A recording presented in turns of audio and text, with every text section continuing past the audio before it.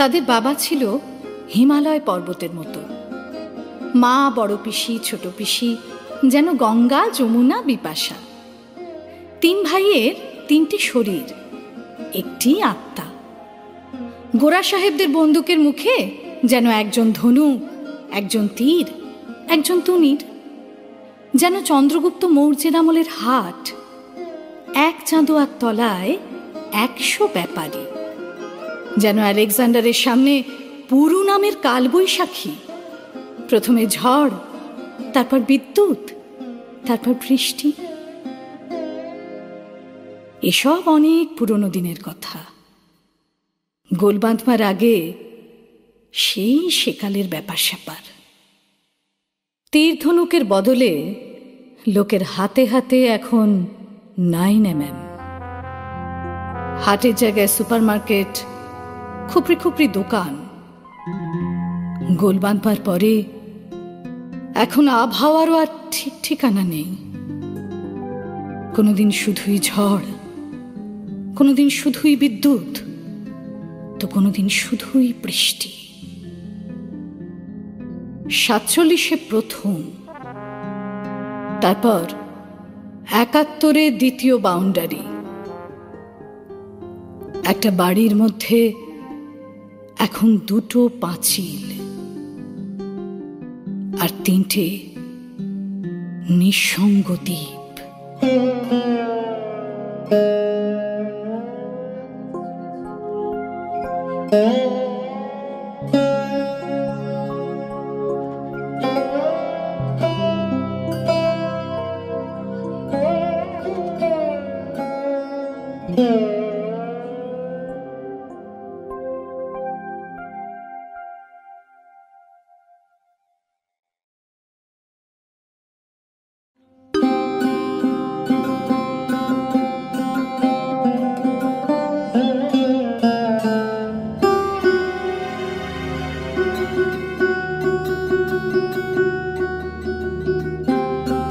গান্ধীজি চলেছেন স্বাধীনতার 75 বছরের দিকে।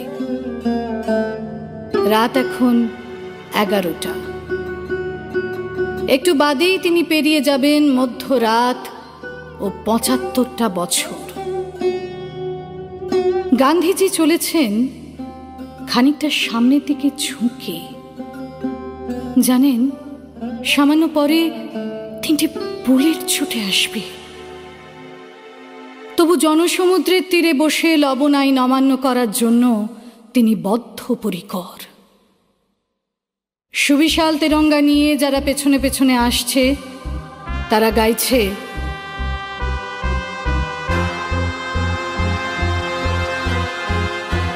সেই সঙ্গে বন্দে মাতরম, বন্দে মাতরম, বন্দে মাতরম। শব্দটা যতবার উচ্চারিত হচ্ছে, ততবারই শিহরিত হয়ে উঠছেন তিনি। অথচ আততায়ী নিশানার বহু আগেই হুমড়ি খেয়ে পড়লেন। স্বাধীনতার 75 বছরের রাতটা এতটা ঝড় বাদলের হবে তিনি কল্পনাও করতে পারেননি। বালুভূমিতে পৌঁছে গান্ধীজি ফিরে তাকালেন পেছনের ভারতবর্ষে। চোখ বেয়ে গড়িয়ে এলো 2 ফোঁটা জল। এক মুঠো বালি নিয়ে, হ্যাঁ, এক মুঠো বালি নিয়ে গান্ধীজি ফিরে আসছেন ভারতের দিকে। আর এক ভারতে একটা ভাঙা মসজিদ আবার তৈরি করে দিতে।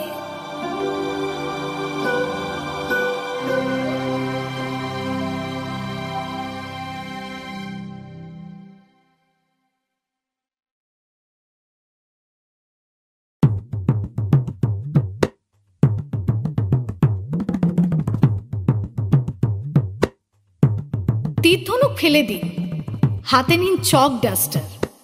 যান ক্লাস 1B-তে ঢুকে পড়ুন। পছন্দ না হলে 9, 10, 11, 12, ফার্স্ট ইয়ার, সেকেন্ড ইয়ার, যে কোনো একটা ক্লাসে ঢুকে পড়ুন। দেখুন কিভাবে ছাত্র পড়ান মাস্টারমশাইরা? না, আপনি মিথ্যে এ কথা বলার সাহস আমার নেই। আজও সমুদ্র হিমাচল উদ্বেলিত আপনার নামে। আপনি অশুভর বিপরীতে শুভ, বাস্তবের বিপরীতে মায়া, নিরস্তরুর বিপরীতে নবদুর্বাদল শ্যাম। আপনি বীরশ্রেষ্ঠ, পিতৃভক্ত, প্রজাদরদী, কিন্তু আপনি ছাত্র পড়াতে জানেন না। তীরধনুক ফেলে দিন, হাতে নিন চক ডাস্টার, ঢুকে পড়ুন যে কোনো একটা ক্লাসে। শিখুন কিভাবে একজন মাস্টারমশাই ছাত্র সামলান।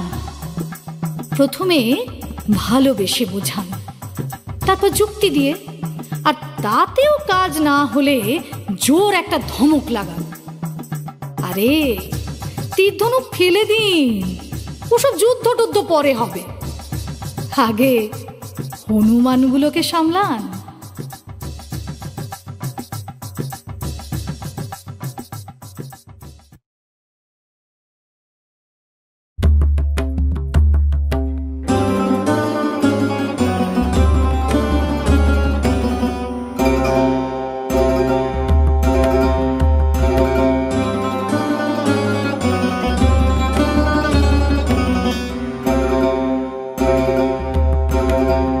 দুর্জনের যেমন ছলের অভাব হয় না, তেমনি হত্যারও অভাব নেই অজুহাতের।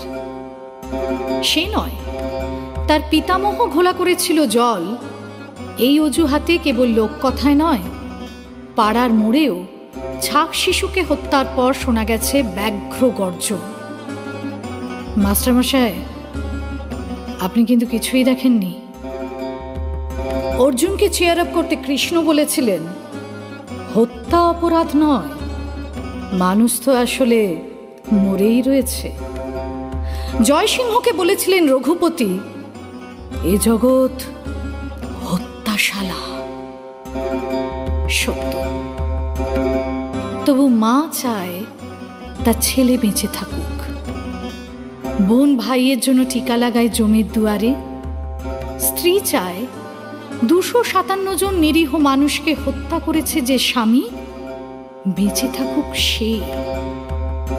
এমনকি গলিত স্থবির ব্যাঙও 2-1 মুহূর্তের প্রাণ ভিক্ষা মাগে। তবু শরীরে বোমা বেঁধে নিজেকে আর নিরীহ মানুষকে হত্যা করে কেউ। কেউ বহুদিনের বন্ধুর কপালে চেপে ধরে বন্দুকের নল, কেউ বৃদ্ধ মালিকের গলায় ছুরি, এমনকি কখনো খেতে খামারে, কখনো জলে জঙ্গলে, আর কখনো সংশোধনাগারে অনেক মানুষের মঙ্গলের জন্য রাষ্ট্র মেরে ফেলে 2-5টা মানুষ। আর 2-5 জন বোকা মানুষ প্রশ্ন করে, কেন কেন কেন? কারণ থাকে না, হত্যার কোনো কারণ থাকে না, শুধু অজুহাত থাকে।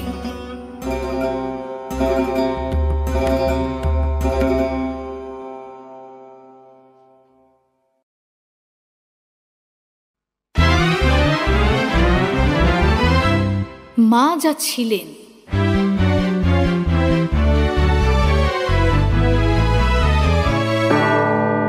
বাল্যেই প্রকাশ পাইয়াছিল মা অত্যন্ত প্রতিভাময়ী। এই রাঁধিতেছেন, এই কুটিতেছেন, এই তুলসী মঞ্চে আলো দিলেন। অজস্র তাঁর লীলা। বিভিন্ন ক্ষেত্রে তিনি একই সঙ্গে বিভিন্ন রূপ ধারণ করিয়া প্রকাশিত হইতেন। কখনো কখনো মেঘের বরণ ধারণ করিয়া কৃষ্ণরূপ অবধি পরিগ্রহ করিয়াছিলেন। স্নেহবশত পিতা ডাকতেন পার্বতী অথবা উমা। ওহ, ভয়াবহ জেদি ছিলেন মা। ড্রাগাসক্ত এক পাত্রকে বিবাহের নিমিত্ত অন্ন জল ত্যাগ করিয়া শ্রীপল্লীতে গিয়া গান শিখিতেন। মরণ রে তুহু মম শ্যাম সমান। এতদ ব্যতীত বিভিন্ন ভক্তের বেড়া বাঁধিবার কর্মে নানাবিধ প্রয়াস চালাইতেন ও দেখা দিতেন অশেষ সাধ্য সাধনার পর। মা যা হইয়াছেন,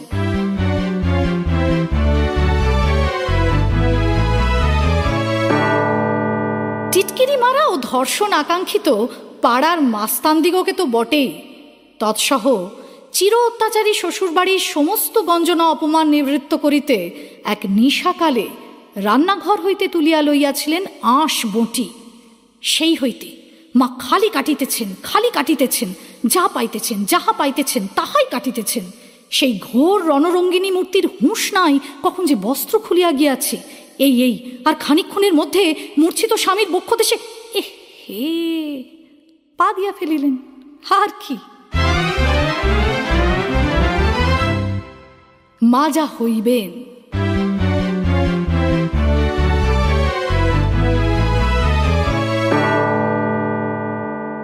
আপনি লিখিয়াছিলেন, এতদিনে পার্বতীর কি হইয়াছে জানি না, কিন্তু আমরা জানি শরৎবাবু।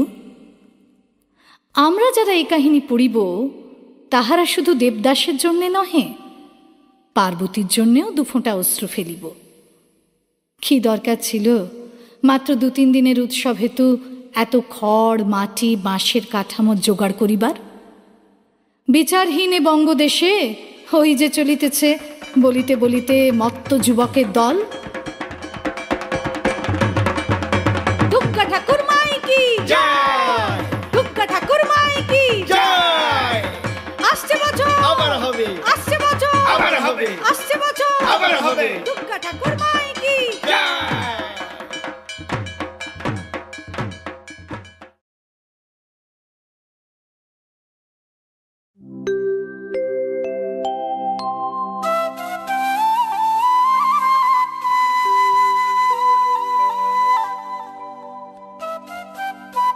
আপনার প্রবন্ধের বই থেকে দূরে অশ্বত্থ গাছে হেলান দিয়াছেন বাংলা ভাষা। হেমবর্ণ পোশাকে সজ্জিত তাঁর গাত্রবর্ণ নীলকান্তমণির মতো। কেশদামে গোঁজা নবীন ময়ূরের একখানি পালক। ধূমহীন অগ্নির মতো তার জ্যোতিতে খাক হয়ে যাচ্ছে কাগজের গুদাম, ছাপাখানা, পেন, পেন্সিল, প্রকাশক, কলেজ স্ট্রিট, বিক্রি বাট্টা, দিক দিগন্ত। ব্রহ্মসূত্র অঙ্গদে শোভিত হিরণ্যগর্ভের ললাটে ঘন হচ্ছে প্রশান্তির স্বর। দিব্য চোখে তিনি দেখতে পাচ্ছেন কৈশোরের তমাল কদমতলে ফেলে আসা বাঁশিটি। নিজেরই লেখা শাওন গীতি কবিতার তো একটা লাইন মনে পড়ছে একটু একটু। সে সুরের ভাঁজে ভাঁজে কড়িমা কোমল রে গা যেমন লাগাচ্ছেন তেমনি বাদ দিচ্ছেন পা। নক্ষত্রপতি চাঁদ এখন স্নিগ্ধ, এখন দেবতাদের বিমানে বিমানে আচ্ছন্ন হচ্ছে আকাশ। দূরে খোল বাজছে 16 মাত্রায়, বাতাসে ভাসছে গান। হরি হরি বলিতে নয়নে বহেনি।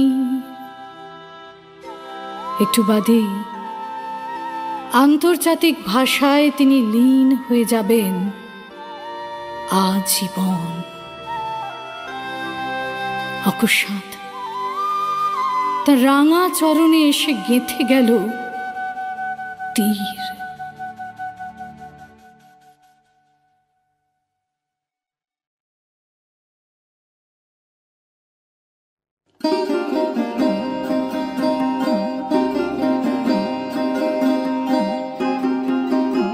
শোনো বাংলা মাধ্যমের ছেলে, এই যে তোমাকেই বলছি, আজ গান্ধীগিরির দিন নয়, তবু ও যদি তোমাকে বলে বড় বড় ফুল নয় ছোট ছোট ফুল ছাপা শার্টই এখন ইন থিং, বদলে ফেলো, আজ শার্ট বদলে ফেলো।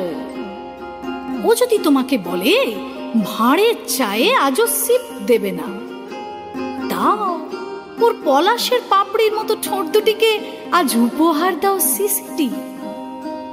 ও যদি তোমাকে বলে পুরুষ মানুষের হাঁটায় কেন থাকবে না ম্যানলি একটা চলন, তত্ত্ব কবচে আজ প্রকাশ করো না ও দ্বিচারিতা।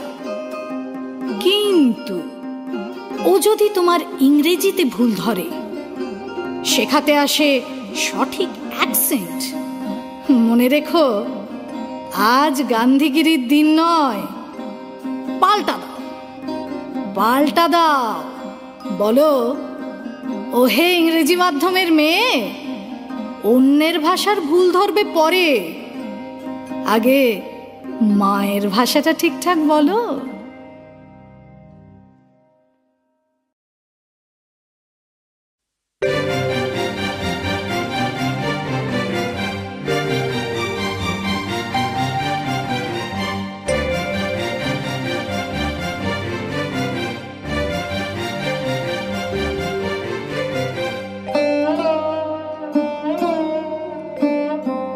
বর্ষা আসলে এক ম্যাজিক।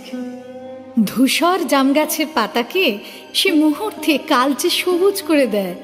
যেভাবে ম্যাজিশিয়ান শত শত লোকের চোখের সামনেই লাল ফুলকে করে দেয় নীল আর সবুজকে গোলাপি, সেভাবেই সে মল্লিকাকে করে দেয় মালতী, রজনীগন্ধাকে জুঁই। অঙ্কের মাস্টারমশাইকে ক্লাসের বদলে ছিপ হাতে সে পুকুরের পাড়ে বসিয়ে রাখে ঘন্টার পর ঘন্টা। বর্ষা আসলে এক ম্যাজিক। প্রতিটি ভাইয়ের মধ্যে সে এক একজন অপু পুরে দেয়, প্রতিটি দিদির মধ্যে দুর্গা। সূর্যের মতো এমন তাকতওয়ালা এক জোয়ানকে সে এক প্যাঁচেই পেড়ে ফেলে। শান্তশিষ্ট বাতাসকে সে হঠাৎ বানিয়ে দেয় খ্যাপাটে ঝড়, লাজুক ঝোড়াকে দুরন্ত ঝর্ণা। এমনকি সারা বছর গুরু গম্ভীর আমাদের রাগী ছোট পিসিকেও সে গুনগুন করে গাইয়ে নেয়। কবে নব ঘন বরিশনে গোপনে গোপনে লিখিয়া। গাইতে গাইতে তার গালও রাঙা হয়ে ওঠে। আসলে বর্ষা এক ম্যাজিক, কিন্তু তার চেয়েও বড় ম্যাজিক বর্ষায় রবি ঠাকুরের গান।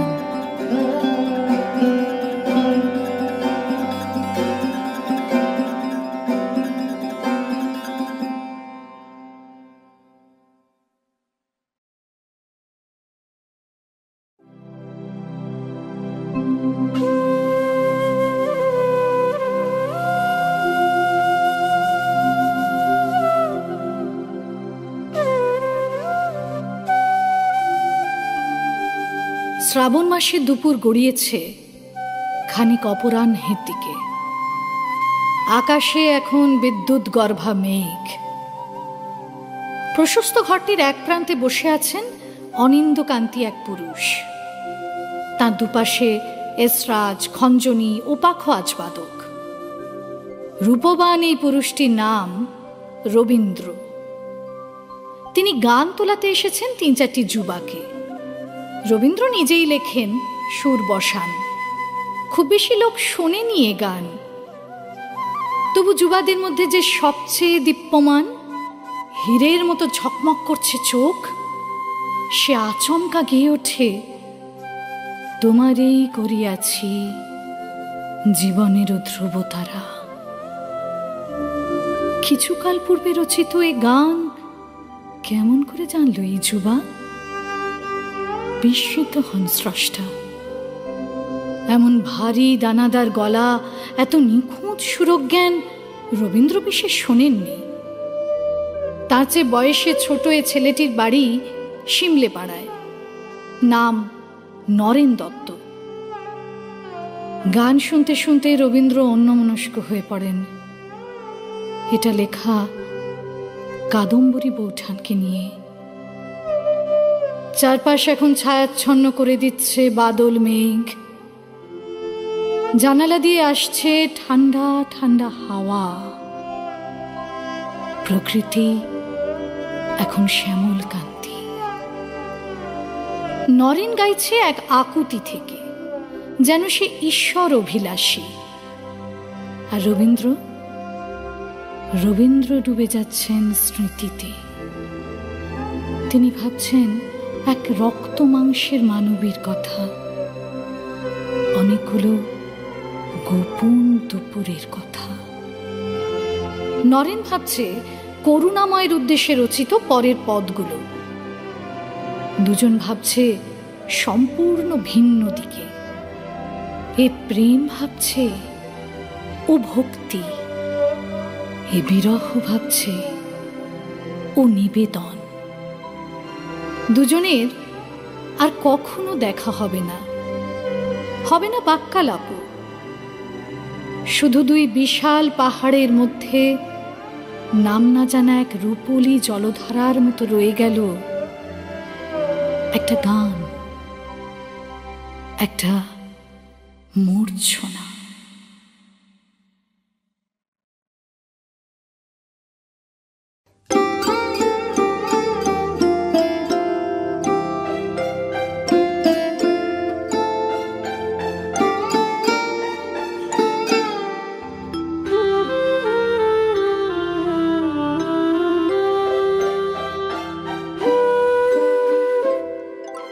বলবেন বই, অথচ খুললেই কাদম্বরী বৌঠান বাগানে দোল খাচ্ছেন। কত নম্বর গীতবিতান? কোন পর্যায়ে গান গাইছেন তিনি? বলবেন বই, আর খোলা মাত্র কদমের বলে খেলে যাচ্ছে আষাঢ় মেঘের হাওয়া। কাদম্বরী বৌঠান গাইছেন, আমার সকল নিয়ে বসে আছি সর্বনাশের আশায়। বলবেন বই, পাতা উল্টালেই একটা দূর, একটা কোনো দিন না বলতে পারা, একটা সারা জীবন চেয়ে থাকা।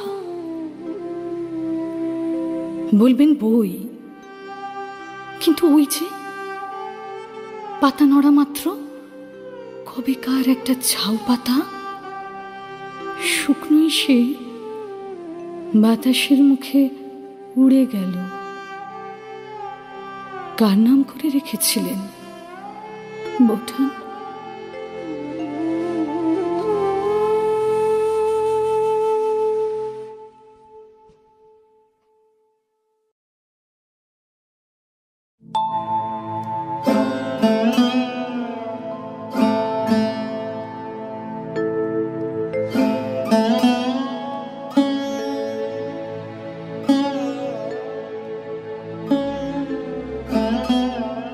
একে বিরহ বলবো না? এই যে তুমি মাইল মাইল দূরে চলে গেছো, এই যে তোমার হালকা ওডিকোলনের গন্ধ সমুদ্রের ওই পারে বিশ্রাম নিচ্ছে, একে? তবে শোনো, শান্ত মেঘের মতো এক স্বর তার ডালপালা আমাকে ছাপিয়ে রেখেছে। আমি ক্রিকেট বলের মতো এইবার থেকে ওই ব্যাট, এই হাত থেকে ওই হাত উড়ে উড়ে সেলাই ফাটিয়ে ফেলেছি। আমার ত্বক তার নীল হয়ে আসা শিরা ছিঁড়ে ছিঁড়ে তোমার নাম ছিটকে উঠেছে বারান্দাময়। দেখো রোদ্দুর কিরকম ম্লান হয়ে গেছে, আর তুন গুছিয়ে অর্জুনও ফিরে আসছেন ঘরে। ভাসতে থাকা অল্প মেঘ, লক্ষ্মী সোনা আমার, বলো একে বিরহ বলবো না? এ কেউ?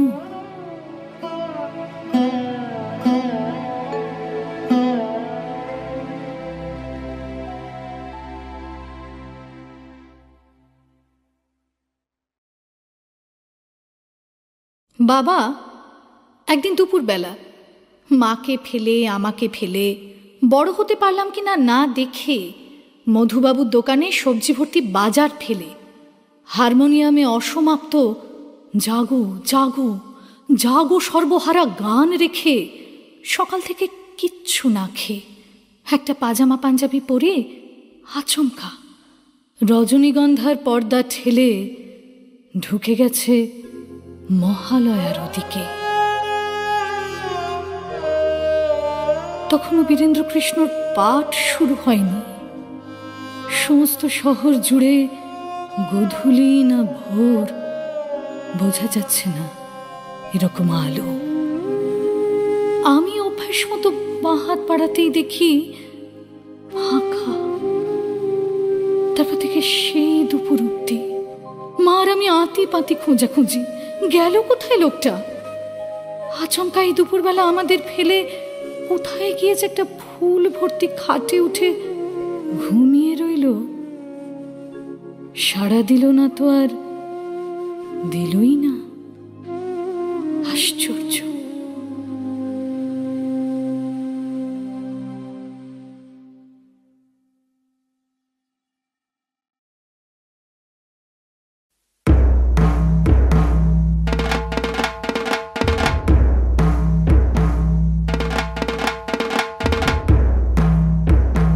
এ জন্মে নয়, আর জন্মে আমি রাজার ছেলে ছিলাম।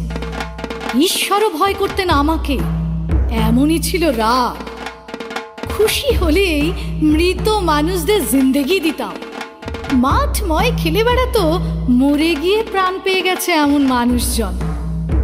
এ জন্মে নয়, আর জন্মে আমার পোষ্য ছিল জাদু কাঠি, আরব দেশের খাঁটি জিন। আমার ঘোড়ার ফেনা মাটিতে পড়লেই জমে যেত গাছ। রঙিন এই গোলকের আমি তো ছিলাম সম্রাট। ঈশ্বরও ভয় পেতেন আমাকে। একদিন সূর্যকে হাপিস করে দিয়েছিলাম আমি। এ জন্মে নয়, আগের জন্মে। অন্ধকারের ভেতর ভেঙে ভেঙে ছড়িয়ে পড়তো আমার ঘোড়ার শব্দ। দিনের আলোয় ঝকঝক করতো উন্মুক্ত অসি। চিৎকার করতো লোকজন, সরে যাও, সরে যাও, ওই আসছেন রাজার কুমার। এ জন্মে নয়, এ জন্মে আমার মৃত বাবাকেই ফিরিয়ে আনতে পারলাম না এখনো।